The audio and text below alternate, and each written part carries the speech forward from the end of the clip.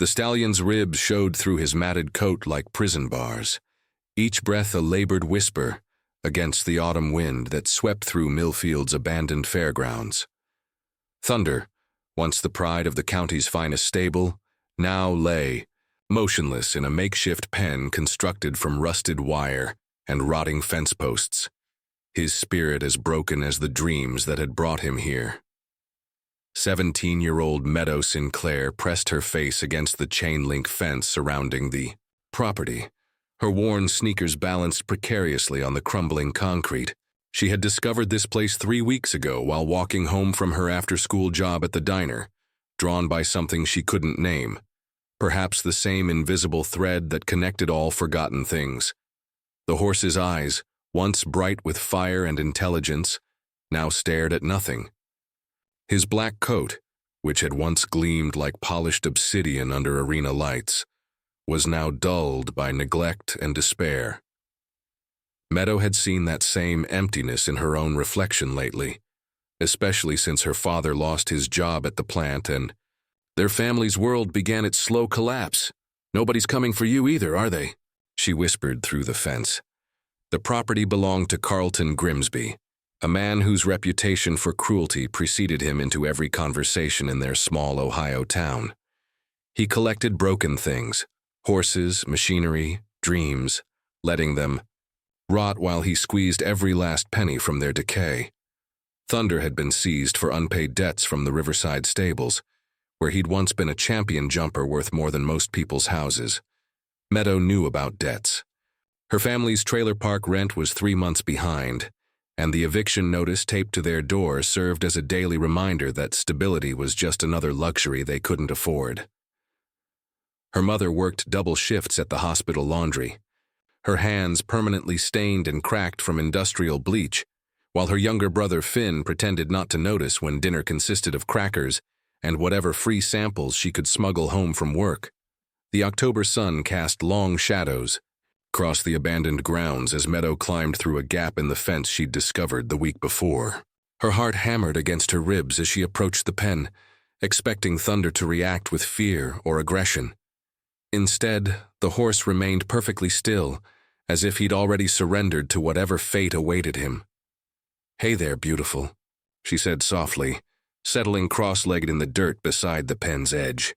"I know you probably don't want company, but I figured maybe we could be lonely together." Thunder's ear twitched almost imperceptibly, the first sign of life she'd witnessed from him. Meadow pulled a slightly bruised apple from her backpack, one she'd saved from her school lunch, and held it out between the fence slats. The horse didn't move, but she noticed his nostrils flare slightly at the sweet scent.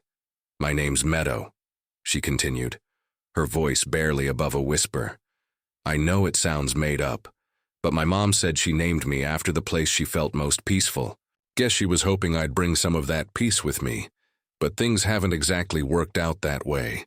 The confession hung in the air between them, raw and honest in a way that felt dangerous. Meadow had learned early that vulnerability was a luxury she couldn't afford, but something about Thunder's brokenness made her own seem less shameful. As darkness crept across the fairgrounds, she finally stood to leave, placing the apple on the ground just inside the pen. "I'll come back tomorrow if you want. No pressure, though. I know what it's like when people expect things from you that you just can't give anymore." Walking home through the gathering dusk, Meadow didn't see Thunder's head lift slowly toward the apple, or the way his dark eyes followed her retreating figure until she disappeared into the shadows. The apple was gone the next morning. Meadow stood at the fence staring at the empty spot where she'd left her offering, feeling a flutter of something that might have been hope. Thunder lay in the same position as before, but she could swear there was something different about his posture, less resignation perhaps, and more watchful waiting. "So you are still in there," she murmured, settling into what was becoming her usual spot. The ground was cold and damp with morning dew, but she'd brought an old towel from home to sit on. "I brought you something else today." From her backpack, she produced a small bag of carrots she'd bought with her tip money from the diner. They weren't much, a few lonely specimens marked down for quick sale, but they were hers to give. She'd told her mother the money went toward a school project, hating the lie but knowing it was necessary. Some kindnesses were too fragile to survive other people's opinions. "My brother Finn thinks I've lost my mind," she said, breaking a carrot in half and pushing it through the fence. "He says I'm wasting money we don't have on a horse that's probably going to die anyway. He's not wrong about the money part, but—" She paused, searching for words that could capture the inexplicable pull she felt toward this broken creature. Sometimes you meet someone who needs saving, and you realize maybe you need saving too. Thunder's head moved almost imperceptibly toward the carrot, and Meadow held her breath. For several minutes they existed in perfect stillness, girl and horse locked in a delicate negotiation of trust. Then, with movements so slow they seemed carved from air itself, Thunder stretched his neck forward and took the carrot between his teeth. The sound of his chewing was the most beautiful thing Meadow had heard in months. "There you go," she whispered, tears threatening to spill over. "That's it, beautiful, just like that." Over the following days, their routine solidified into something sacred. Meadow would arrive after school, having walked the 2 miles from Jefferson High through neighborhoods that grew progressively shabbier until they reached the forgotten corner, where dreams went to die. She'd sit by the fence and talk about school, about her family's struggles, about the college acceptance letter hidden in her dresser drawer that she couldn't afford to accept. Thunder began to anticipate her arrival. She'd see his head lift. When her footsteps crunched on the gravel approach, would catch him watching the gap in the fence where she appeared each day. He'd started taking treats directly from her hand, his velvet muzzle brushing against her palm with butterfly gentleness. "You know what I think?" she said during their second week together, scratching behind his ears through the fence while he leaned into her touch. "I think you're not broken at all. I think you're just tired of people who don't understand what you're worth." The words hit closer to home than she'd intended. Meadow had spent her entire life being underestimated by teachers who saw her address and assumed her potential, by classmates who judged her thrift store clothes and free lunch tickets, by a world that seemed determined to keep her in the box marked "poor kid with no future." But Thunder saw her differently. In his dark eyes, she wasn't Meadow Sinclair from Sunset Trailer Park, daughter of a laid-off factory worker, and a woman who cleaned up other people's messes for minimum wage. She was simply herself, flawed and struggling and worthy of gentleness. "I've been thinking," she said one afternoon as November's chill began to creep into their conversations, "about what happens to horses like you when winter comes, about what happens to girls like me when the eviction notices stop being warnings and start being action." Thunder nickered softly, the first sound she'd ever heard him make. The gentle rumble seemed to vibrate through her bones, carrying with it a promise she couldn't quite name, but desperately wanted to believe. Neither of them noticed Carlton Grimsby's truck parked in the shadows beyond the fence, or the way his cold eyes catalogued every moment of their interaction. Some secrets, once witnessed, become weapons in the wrong hands. The phone call came on a Tuesday morning while Meadow sat in first-period chemistry, trying to focus on molecular structures instead of the empty feeling in her stomach that had become her constant companion. Her mother's name flashed on the school's office phone, and the secretary's grim expression told her everything she needed to know before the words were spoken. "Your mom's in the hospital, honey. Car accident on Route 9, she's stable," but the rest of the conversation dissolved into white noise. Meadow found herself in the passenger seat of their neighbor's rusted Honda, racing through gray October streets toward Millfield General Hospital, where her mother lay connected to machines that beeped out the rhythm of their family's latest catastrophe. Patricia Sinclair looked impossibly small in the hospital bed, her face pale against the stark white pillows. Her right leg was elevated in traction, and bandages covered a maze of cuts along her arms, where she'd gone through the windshield of their ancient Corolla. "The other driver ran a red light," she whispered when Meadow took her hand. "Cars totaled. Insurance." She closed her eyes, and Meadow knew without being told that their coverage had lapsed along with so many other necessities they could no longer afford. Finn sat in the corner chair, his 13-year-old face wearing an expression of forced maturity that broke Meadow's heart. Someone had to be the adult now, and she could see him struggling with the weight of that realization. "How long will you be here?" Meadow asked. 6 weeks minimum. Surgery tomorrow to set the leg properly. Then physical therapy if we can figure out how to pay for it. Patricia's voice carried the flat exhaustion of someone who'd run out of fight. "I already called the diner. They can't hold my position that long." The numbers swirled in Meadow's head like vultures. No job meant no income. No income meant no rent, no food, no utilities. The eviction notice on their door would transform from threat to reality within days. That afternoon, she ran the 2 miles to Thunder's pen with tears streaming down her face, her backpack heavy with the weight of impossible choices. She'd stopped at the grocery store and spent her last $10 on apples and carrots, knowing it was reckless but needing to give something beautiful to the world before everything fell apart. Thunder was waiting for her at the fence, and for the first time since she'd met him, he whinnied when he saw her approach. The sound was rusty with disuse but carried a note of genuine joy that made her sob harder. "Everything's falling apart," she whispered against his neck as he pressed close to the fence. "Mom's hurt. We're going to lose the trailer, and I don't know what we're going to do. I can't even take care of my own family, and here I am pretending I can save you too."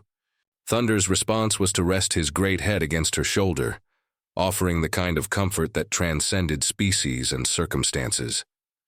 They stood that way for a long time, sharing grief in the ancient language of creatures who understood that sometimes survival was the only victory available. "Miss Sinclair," the voice cut through their moment like a blade.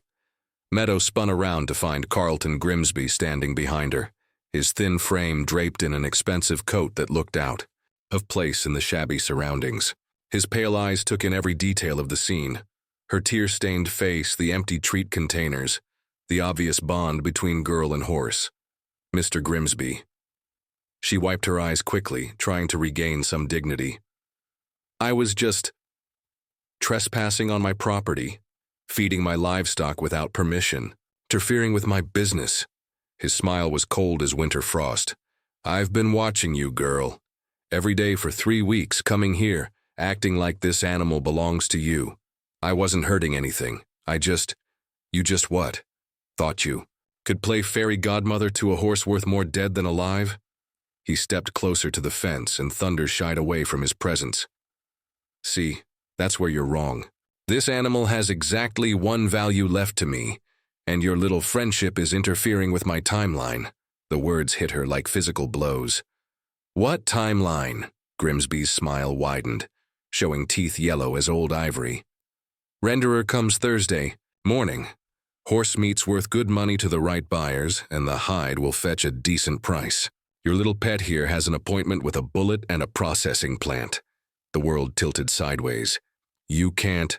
I can do whatever I want with my property, including pressing charges against teenage girls who think other people's problems are their business." He pulled out his phone, fingers poised over the screen. "Unless, of course, we can come to an arrangement." Meadow's blood turned to ice water. "What kind of arrangement?" $5,000. Cash. By Thursday morning. Or the horse dies, and you spend your mother's recovery time in juvenile detention for theft and trespassing." His eyes glittered with malicious satisfaction. "Clock's ticking, Miss Sinclair. Better start counting your pennies. $5,000 might as well have been 5 million. Meadow sat on the cracked linoleum floor of their trailer's tiny kitchen, surrounded by every financial document their family possessed, trying to perform mathematical miracles with numbers that refused to cooperate. Their combined assets, if you could call them that, amounted to $287 in checking, a savings account with $31.50, and approximately $8 in loose change scattered through drawers and couch cushions. The trailer itself was rented. Their furniture had been purchased secondhand or inherited from relatives who'd taken pity on them. Even if she sold everything they owned, she might scrape together a few $100s, nowhere near enough to save Thunder from Grimsby's deadline. Finn sat across from her, his young face grave with the weight of knowledge no 13-year-old should carry. Their mother was scheduled for surgery in the morning, and they'd agreed not to burden her with this latest crisis until she was stronger. "There has to be something," he said, shuffling through papers with determined optimism. "What?" "About Mom's jewelry or Dad's tools?" "Already gone," Meadow replied flatly. "Pawned them months ago for grocery money." She stared at the college acceptance letter from Ohio State, its cheerful congratulations now mocking her from across the table. The partial scholarship she'd earned would have covered tuition, but not room and board, books, or living expenses. Now even that impossible dream felt like a luxury she'd never deserved to hope for. What about a loan? Meadow almost laughed at the innocence of the suggestion. Banks didn't make loans to 17-year-old girls whose families were 3 months behind on trailer park rent. Payday loan shops would eat them alive with interest they could never repay. Even if she could find someone willing to lend her money, she had no way to pay it back. "Maybe we could start a fundraiser," Finn suggested desperately. "You know, online. People love horses." "With what internet connection? And what story would we tell that doesn't make us sound like criminals?" Meadow's voice cracked with exhaustion. "Besides, we have less than 48 hours. She pulled out her phone and stared at the single contact she'd been avoiding. Her father, whose number she'd memorized but refused to call since he'd walked out on them 6 months ago. James Sinclair had left for a construction job in Texas, promising to send money that never materialized. The last they'd heard, he was living with some woman in Austin, building someone else's dreams while his own children struggled to survive. Her finger hovered over the call button, pride warring with desperation. Even if she could swallow her anger long enough to ask for help, there was no guarantee he'd answer, let alone have access to that kind of money. "I have an idea," she said suddenly, the words tumbling out before she could think them through. "It's crazy, but it might work." "What kind of crazy?" "The kind that could get us all in serious trouble." She looked at her brother, seeing their mother's stubborn chin and their father's determined eyes, but also the kind that might save everyone we care about. The plan that formed in her mind was born of pure desperation, stitched together from late-night movies and half-remembered news stories about clever criminals who thought faster than the systems designed to stop them. It was dangerous, probably illegal, and almost certainly doomed to failure. But it was the only chance Thunder had. "Remember that story Mom used to tell us about great-grandpa Ezra during the Depression?" she asked. "How he saved the farm by outsmarting the bank president in a poker game." Finn nodded slowly. "You're not suggesting we challenge Grimsby to cards?" "No, but I am suggesting we think like great-grandpa would. What would he do if someone was trying to destroy something he loved for money?" Meadow pulled up the county assessor's website on her phone, her fingers flying over the screen as pieces of a desperate puzzle began clicking into place. "He'd find a way to make destroying it more expensive than saving it," Finn said, understanding dawning in his eyes. "Exactly." Meadow's smile was fierce and scared and absolutely determined. "Grimsby thinks he holds all the cards because he owns Thunder legally. But what if we could make that ownership more complicated? What if we could tie him up in so much legal red tape that Thursday's deadline becomes impossible to meet? How? By giving someone else a claim to Thunder. Someone with deeper pockets and better lawyers than a 17-year-old girl from a trailer park. She pulled up another website, this one belonging to the Humane Society's Legal Advocacy Division. And by making sure the whole world is watching when Grimsby tries to make his move. The plan was audacious in its simplicity. If they couldn't raise the money to buy Thunder's freedom, they'd create a situation where Grimsby couldn't proceed with his execution without risking exposure to animal cruelty charges, legal challenges, and the kind of public scrutiny that could destroy his business. It would require perfect timing, careful coordination, and a massive helping of luck. It would also require Meadow to risk everything she had left, including her freedom, on the slim chance that love could triumph over greed. "Are you sure about this?" Finn asked, his voice small in the trailer's cramped kitchen. Meadow thought. About Thunder's gentle eyes, about the way he'd learned to trust her touch, about the sound of his contented breathing when she whispered her dreams against his neck. She thought about her mother lying broken in a hospital bed, about college acceptance letters that had become meaningless pieces of paper, about the long chain of circumstances that had brought them all to this moment of impossible choice. "I'm sure," she said. "Sometimes you have to risk everything to save what matters most." At 5:47 a.m. on Thursday morning, Meadow crouched behind a rusted shipping container at the edge of Grimsby's property, her phone clutched in trembling hands as she watched a truck with Buckeye Rendering Services painted on its side rumble through the main gate. Her heart hammered against her ribs like a caged bird as she counted the seconds until her carefully orchestrated plan would either save Thunder or destroy what remained of her family's life. Finn was positioned 50 yards away with their mother's old digital camera, ready to document whatever happened next. They'd spent the previous night making calls, sending emails, and setting wheels in motion that couldn't be stopped once they started turning. Now all they could do was wait and pray that desperate teenagers could outsmart a man who'd been crushing dreams for longer than they'd been alive. The first part of their plan had unfolded exactly as hoped. Dr. Amelia Rodriguez from the state veterinary board had arrived at 6 a.m. sharp, accompanied by an inspector from the Department of Agriculture and a representative from the county prosecutor's office. Meadow had spent Tuesday night crafting an anonymous tip about potential animal cruelty, providing detailed photographs of Thunder's condition and circumstantial evidence of neglect that demanded immediate investigation. Grimsby emerged from his trailer like an angry wasp, his thin frame vibrating with rage as he confronted the official vehicles now parked in his driveway. Even from her hiding spot, Meadow could hear the sharp edge of his voice cutting through the morning air. "This is harassment, plain and simple. I have every right to dispose of my livestock as I see fit. Mr. Grimsby, we're required to investigate all reports of potential animal welfare violations," Dr. Rodriguez replied calmly. "If your animal is healthy and you have proper documentation, this should be a simple matter to resolve." What Grimsby didn't know, what nobody except Meadow and Finn knew, was that the second phase of their plan was already in motion. 3 hours earlier, using a fake email account and burner phone number, Meadow had contacted Channel 7's investigative reporting team with a tip about a prominent local businessman planning to slaughter a championship horse for profit despite evidence of recovery potential. The news van that pulled up at 6:15 a.m. carried reporter Jessica Chen and a cameraman who began rolling tape the moment they stepped onto the property.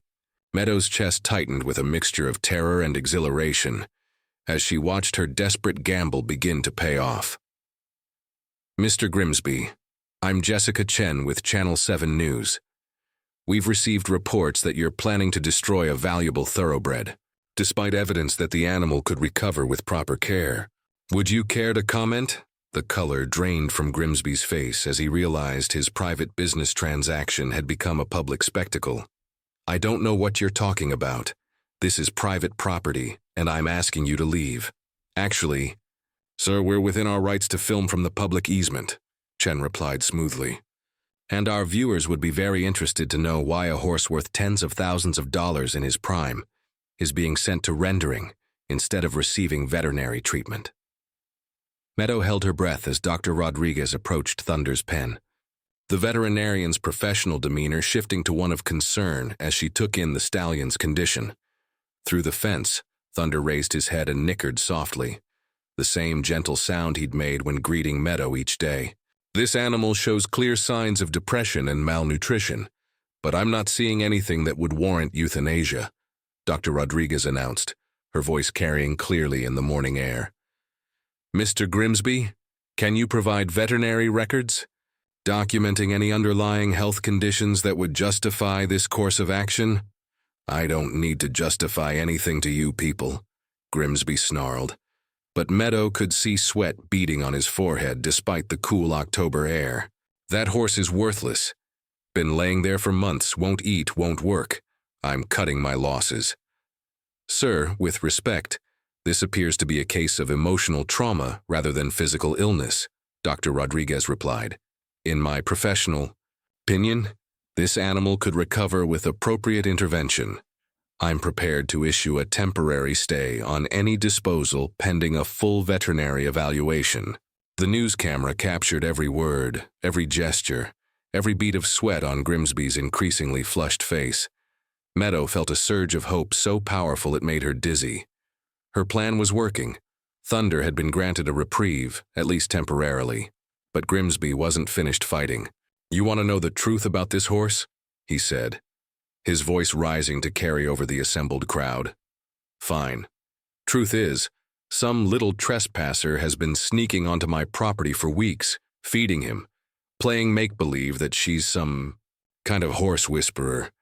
Got him all worked up thinking someone cares about him. That's what you're seeing, false hope." Meadow's blood turned to ice as Grimsby's eyes swept the perimeter of his property, searching for her hiding spot with predatory intensity. "Matter of fact, I've got her on security camera. 17-year-old girl from the trailer park thinks she can steal my property one apple at a time. Maybe Channel 7 would be interested in that story too, how a juvenile delinquent manipulated this whole situation to make me look like the bad guy." The reporter's eyes lit up with professional interest. "You're saying a teenager orchestrated this investigation?" "I'm saying someone's been feeding you lies, and I've got proof." Grimsby pulled out his phone, fingers dancing over the screen. "Soon as I upload this footage to the sheriff's department, your horse-saving hero becomes your criminal defendant." Meadow closed her eyes, feeling the weight of consequences crashing down around her. She'd saved Thunder, at least temporarily, but at the cost of exposing herself to criminal charges that could destroy her future. The acceptance letter from Ohio State might as well have been toilet paper now. But as she prepared to surrender herself to whatever justice awaited, she heard a sound that changed everything. The rhythmic clip-clop of hooves on pavement, growing steadily closer. Her eyes snapped open to see a convoy of horse trailers pulling into Grimsby's driveway, led by a familiar figure she'd seen only in newspaper photographs. Victoria Ashworth, owner of Ashworth Equestrian Center and one of the wealthiest women in 3 counties. The final phase of Meadow's plan, the one she'd been afraid to hope would actually work, was about to begin. Victoria Ashworth stepped down from her silver Mercedes like a queen surveying conquered territory, her steel-gray hair perfectly styled despite the early hour, and her tailored jacket bearing no trace of wrinkles from the journey. Behind her, 3 horse trailers bearing the distinctive green and gold logo of Ashworth Equestrian Center lined up with military precision, while a small army of grooms, veterinarians, and legal representatives assembled like a cavalry charge. In reverse, Meadow recognized her immediately from the newspaper photos accompanying articles about her charitable foundation, her championship horses, and her legendary ability to rescue animals from desperate situations. What the photos hadn't captured was the sheer presence of the woman, the way everyone in Grimsby's driveway instinctively stepped back to give her room, the quiet authority that needed no introduction or explanation. "Mr. Grimsby," Victoria said, her cultured voice carrying the unmistakable authority of old money and older principles. "I believe we need to discuss Thunder's immediate future."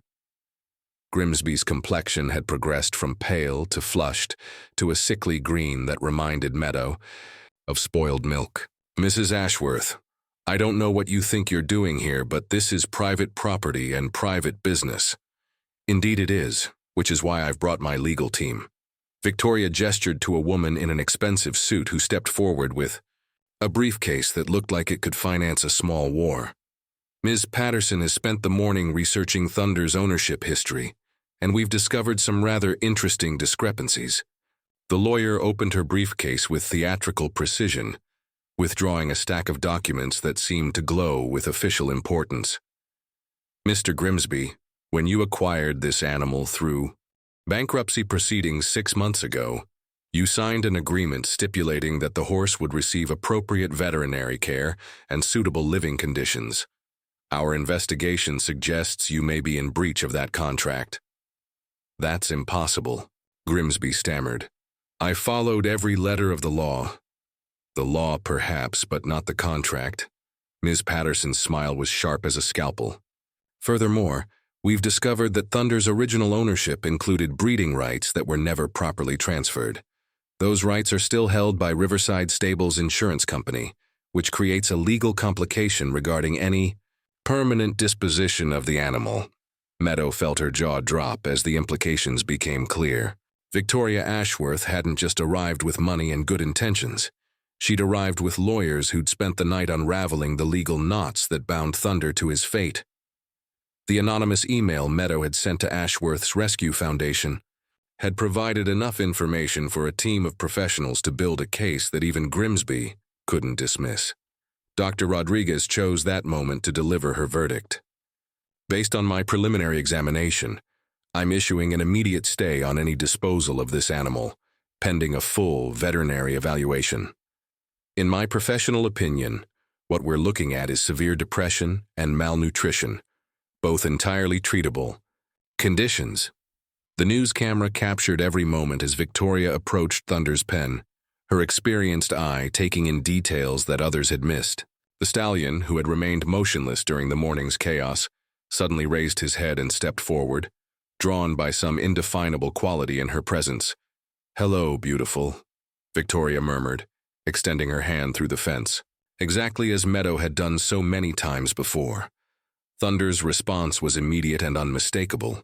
He pressed his muzzle against her palm and nickered softly, the sound carrying across the property like a hymn of hope. "This horse isn't dying," Victoria announced, her voice carrying clearly in the morning air. "He's grieving. Look at his conformation, his breeding, the intelligence in his eyes. With proper care, Thunder could compete again. He could sire foals, worth more than most people make in a year. Mr. Grimsby, you're not disposing of livestock, you're destroying a potential gold mine. I don't care what he might be worth someday," Grimsby snarled, but his voice lacked its earlier conviction. "I need money now, not promises." "Then let's discuss money." Victoria's smile was brilliant and terrible. "Ms. Patterson, what would Mr. Grimsby's legal bills amount to if we pursued breach of contract, animal cruelty charges, and potential fraud related to the breeding rights issue?" The lawyer consulted her documents with practiced efficiency. "Conservative estimate, $50,000 to $70,000, assuming he could find adequate representation. If the case went to trial and we proved damages, substantially more." Grimsby's face had progressed beyond green to a fascinating shade of purple. "You're bluffing, am I?" Victoria pulled out her phone and speed-dialed a number. "Judge Morrison. Victoria Ashworth. I need an emergency injunction. Yes, animal welfare case. This morning would be perfect." "Wait," Grimsby said quickly. "Just wait. What are you proposing?" Victoria's expression shifted from predatory to merely professional. "I'm proposing to purchase Thunder from you for $15,000, well above his current condition value, but fair considering his potential. Cash transfer this morning, all legal complications disappear, and you walk away with more money than you'd have made from the renderer." The silence that followed was broken only by Thunder's gentle snorting and the distant hum of morning traffic. Meadow held her breath, hardly daring to believe that her desperate gamble had led to this moment of possible salvation. "20,000, Grimsby said finally, greed overcoming pride. "15,000 and I don't pursue criminal charges for animal neglect," Victoria countered smoothly. "Take it or leave it. The transaction took less than an hour to complete. Legal." Documents were signed, money changed hands through electronic transfer, and Thunder officially became the property of Ashworth Equestrian Center. As the rendering truck drove away empty, Meadow felt tears streaming down her face. Not of sorrow this time, but of overwhelming relief. Victoria's team worked with quiet efficiency to prepare Thunder for transport, their movements gentle and professional, as they fitted him with a traveling halter and led him slowly toward the trailer. The stallion followed without resistance, his head held higher than Meadow had seen since their first meeting. "Excuse me," Victoria called out as her team finished loading. "I'm looking for someone." Meadow's heart stopped as the older woman's eyes swept the assembled crowd of officials, reporters, and onlookers. She considered running, hiding, pretending this moment wasn't happening, but something in Victoria's expression suggested that would be both futile and unnecessary. Slowly, Meadow emerged from behind the shipping container, her hands trembling as she approached the woman who had just made miracles happen. "You must be Meadow," Victoria said with a smile that was warm and knowing and completely without judgment. "I received your email Tuesday night. Quite compelling, though I suspect you left out a few important details about your own involvement. Thunder's care. I was just trying to help," Meadow whispered, expecting arrest, prosecution, the destruction of her few remaining hopes for the future. Instead, Victoria Ashworth did something completely unexpected. She laughed, a sound like silver bells and summer mornings and all the good things Meadow had stopped believing in. "My dear, what you did was extraordinary. Dangerous and technically illegal, yes, but extraordinary nonetheless." Victoria's expression grew serious. "Thunder is going to need someone who understands his particular needs during his recovery.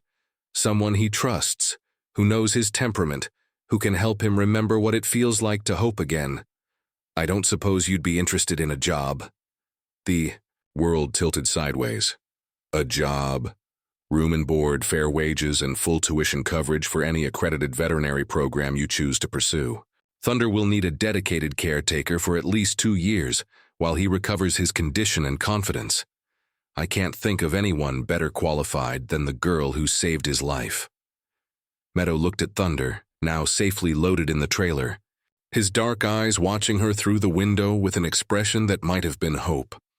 She thought about her mother in the hospital, about Finn trying to be brave, about college acceptance letters and dreams deferred and the impossible weight of trying to save everyone she loved. "What about my family?" she asked. "My mom's hurt. My brother's still in school. Your family can visit whenever they like. And once your mother is recovered, I'm sure I can find a position for her as well. The center always needs experienced, reliable people." Victoria's smile widened. "Thunder isn't the only one who deserves a chance at redemption, Meadow. Sometimes salvation comes with 4 legs and a mane, and sometimes it comes in the form of a teenage girl, brave enough to risk everything for love." As the convoy of trailers pulled away from Grimsby's property, heading toward a future neither girl nor horse could have imagined when they'd first met beside a rusted fence, Meadow pressed her face to the rear window and whispered the same words she'd spoken that first day. "Everything's going to be all right, beautiful. Everything's going to be all right." 6 months later, Thunder won his first competition since his rescue, with Meadow watching proudly from the sidelines as he soared over jumps with the grace and power that had made him a champion. In the winner's circle, as photographers captured the moment of triumph, Thunder searched the crowd until his eyes found hers, the girl who had whispered hope into his darkness when the world had given up on them both. Meadow's mother, Patricia, had recovered fully and now managed the therapeutic riding program at Ashworth Equestrian Center, her natural compassion finding perfect expression in helping other broken souls discover healing through horses. Finn spent his afternoons at the stables, his quick mind absorbing everything about equine care, while he completed his studies through the center's educational partnership program. The college acceptance letter from Ohio State still hung on Meadow's dormitory wall. She'd deferred for a year to focus on Thunder's recovery, but come fall she would begin her pre-veterinary studies with a full scholarship funded by the Victoria Ashworth Foundation. Her dream of becoming a veterinarian was no longer an impossible fantasy, but a concrete goal, supported by mentors who believed in second chances. On quiet evenings, when the day's work was done and the stables had settled into peaceful rhythm, Meadow would still sit beside Thunder's stall and talk to him about dreams and possibilities. He would rest his great head against her shoulder, and they would share the comfortable silence of 2 souls who had found their way home through the simple act of refusing to give up on each other. "You know what I think?" she whispered to him, one evening as golden sunset light streamed through the barn windows. "I think we were both exactly where we needed to be that day. Broken maybe, but not beyond repair. Never beyond repair." Thunder's gentle nicker seemed to carry all the agreement in the world, a sound that spoke of hope reborn, and futures reclaimed from the ashes of despair. In saving him, Meadow had discovered that sometimes the greatest act of rescue is allowing yourself to be saved in return.